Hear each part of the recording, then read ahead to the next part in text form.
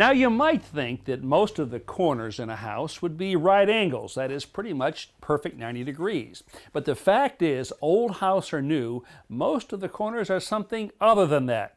And you know what can happen if you try to cut a miter on 245s for a corner that isn't 90? Well, you end up with something like this.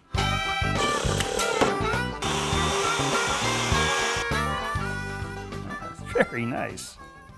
Now this is my friend Mark Shapiro. He's invented a tool that takes the guesswork out of cutting miters on molding. Correct. How'd you come up with this idea? Well, I'll tell you, Ron, I was working on a job in Washington, D.C., in Georgetown, and it had an enormous number of unusual angles in it. And I was doing all my calculations, as I always do, with a T-bevel and its protractor. And each one of those calculations takes about a minute.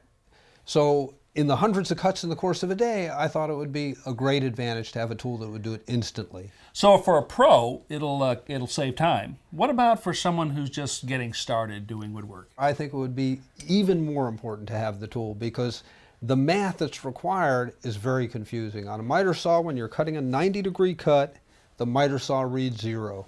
On a protractor, it reads 90. So it's an unending source of confusion for people. So Mark, show me how it works. You simply take the two legs of the tool, place them against the work angle, and then in this case we're trying to get a miter joint. My reading is now 38 degrees on the miter cut arrow, so I simply set 38 degrees left, cut left,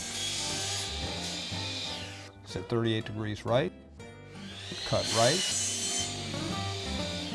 put the two pieces together and I have a perfect miter joint. Mark's tool also works for inside angles. Ron, that would be a 41-degree miter cut. 41 degrees.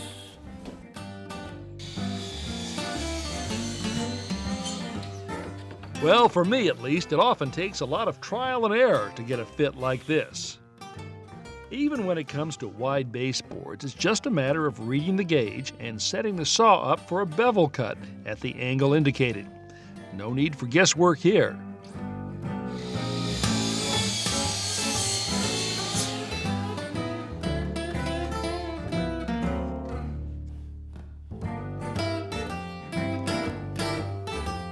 The tool can also be used for single angle cuts, like those on the end of a flooring plank.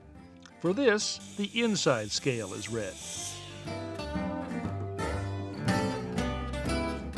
So whether you're doing baseboard, chair rail, crown molding, or even flooring, this seems to work pretty well. It does indeed, and this will work just equally well. This is the new mini model that'll fit easily into restricted areas, or you can just fold it up and carry it around in your back pocket. All right. You did a nice job, Mark. Well, thank you.